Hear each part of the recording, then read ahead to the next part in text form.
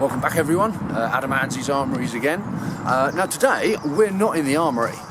Today I have come down to Worthing Airsoft as they have very kindly let me have a go on their range today to test some of the stuff that we've been playing with in the armoury and some of the upgrades we've been doing.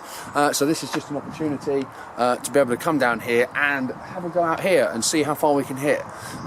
So we're going to look at a few of the things. The first one we're going to do is one of the very early videos I put up, which was just covering a few of the basic upgrades on some of the AEGs that you can do, which you can pretty much do to anything, and we're just going to show you some of the results that you can achieve with that. But first and foremost, big thank you to Worthing Airsoft for this opportunity to be able to come down and use this. It's really weird, there is absolutely nobody here today. It's just me, so no one in the car park like we're used to. So very odd being down here on my own, but yeah, big thank you for the opportunity to do that. So yeah, let's head over the range and see what we're playing with today. Right, this is the gun that we're going to be using for today on a video, just to sort of show you what you can achieve with just some basic upgrades on your AEG. Now this is a gun that I did in one of my earlier videos where we did just the basics to get it up to perform as you really want your AEG for skirmish use. Link in the description of the video if you want to see what's been done inside that.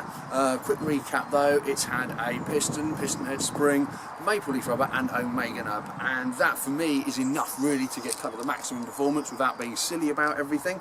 The gun itself, this is a G&G so we kind of took it out of the box, we did the upgrades, and this is what we can expect to achieve. So we're going to obviously use this, we're going to be shooting down range. Now everything looks like it's a little bit far away, that's because it is. We're going to ignore all the closer targets. The one we're going to be focusing on today is the 60-metre target. That for me is always kind of what I think, in my opinion, is the maximum you'll get out of a gun that's set for skirmish use.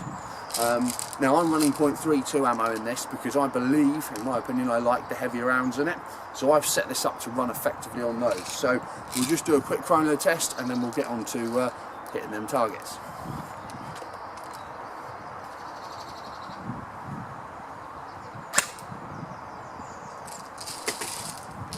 Right, so that on the .32s is 270 feet per second, which is 1.08 joules, which is where I like to put the maximum of all my guns. Therefore they are just under, we're not right bang on the limit, so we've got a little bit of margin for any perhaps variances that you might experience when you go on site. So let's set the camera up to a better position so that you can actually see where we're shooting, and we'll see if we can hit the 60.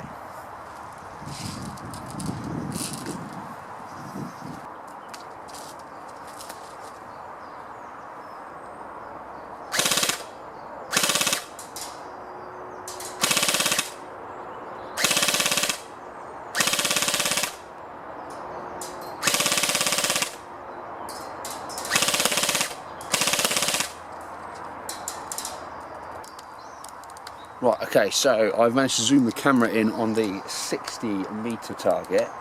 So what we're going to do is just going to put a couple of short bursts down range, and hopefully, with the camera zoomed in as much as it is, we'll be able to see a confirmation of it hitting that range.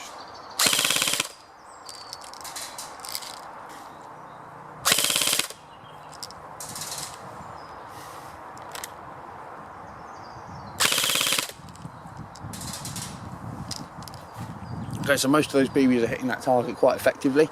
Hopefully you can hear it hitting the metal target. Hopefully the camera is good enough to pick it up. However, I've got an idea. Let's go and put you down the other end so you can see the incoming rounds. Okay then, now it's your turn to be the target. I'm going to go down there 60 metres away. We'll see if we can get you.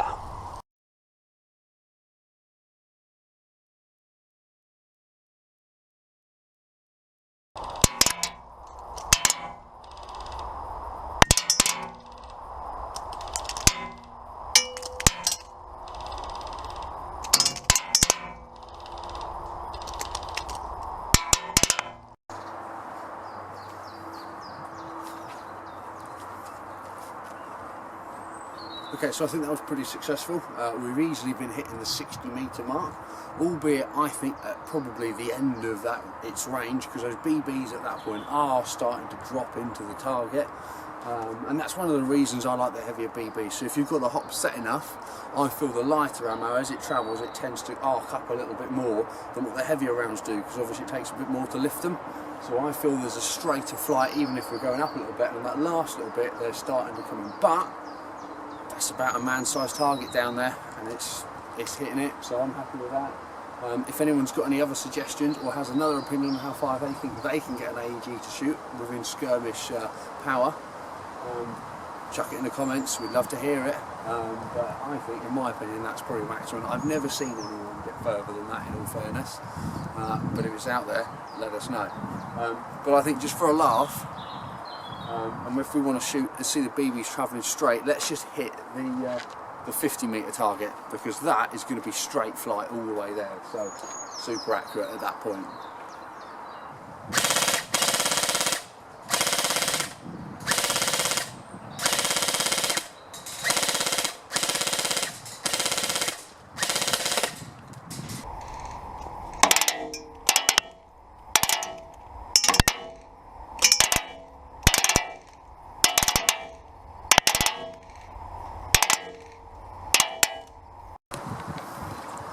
Okay, so that concludes our range testing day, which I think we've quite enjoyed. It's been successful, we've achieved what we wanted to do.